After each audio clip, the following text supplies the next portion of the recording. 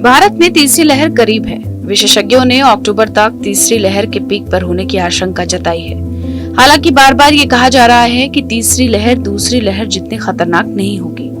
1 लाख तक रोजाना मामलों की आशंका जताई गई है, जो कि दूसरी लहर के मुकाबले काफी कम होगी। लेकिन एक चिंता लगातार बनी हुई है और वो चिंता है बच्चों को लेकर।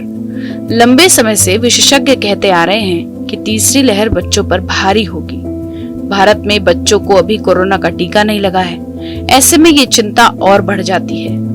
तीसरी लहर को लेकर भारत के लिए जताई गई आशंका अमेरिका में सच होती दिख भी रही है। अमेरिकी बच्चों पर बीते कुछ दिनों में कोरोना कहर बनकर टूटा है। इस समय अमेरिका के अस्पतालों में 2396 कोरोना संक्रमित बच्चे भर्ती हैं, जो अब तक का सबसे बड़ा आंकड़ा है।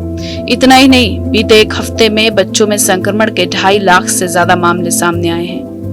महामारी की शुरुआत से अब तक किसी हफ्ते में बच्चों में संक्रमण का ये सबसे बड़ा आंकड़ा है।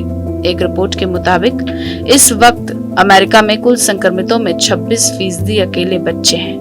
5 अगस्त से 2 सितंबर के बीच यानी करीब 4 हफ्ते में बच्चों में संक्रमण के 7.5 लाख से ज्यादा मामले सामने आए हैं, जो कि बेहद डराने वाला आंकड़ा है।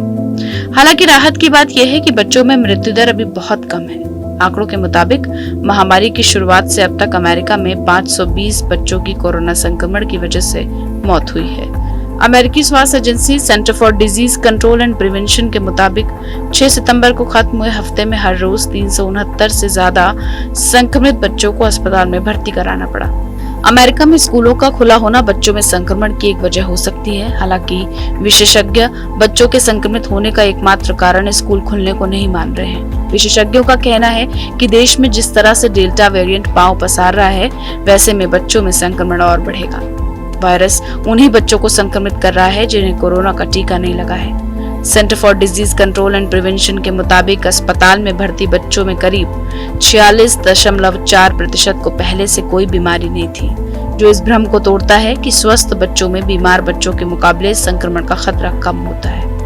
ये हाल उस अमेरिका का है जहां 12 से 15 साल के 25% बच्चे पूरी तरह से वैक्सीनेट हो चुके हैं, जबकि 33% बच्चों को टीके की एक खुराक दी गई है। 16 से 17 साल के बच्चों में 37% को दोनों खुराकें दी जा चुकी हैं, जबकि 45% बच्चों को अभी 1 डोज लगी है। भारत में तो अभी बच्चों का टीकाकरण शुरू भी नहीं हुआ है। ऐसे में अगर तीसरी लहर में बच्चों को लेकर जताई जा रही आशंका सच साबित हुई तो हालात कितने बिगड़ सकते हैं, इसका अंदाजा लगाना बेहद मुश्किल है।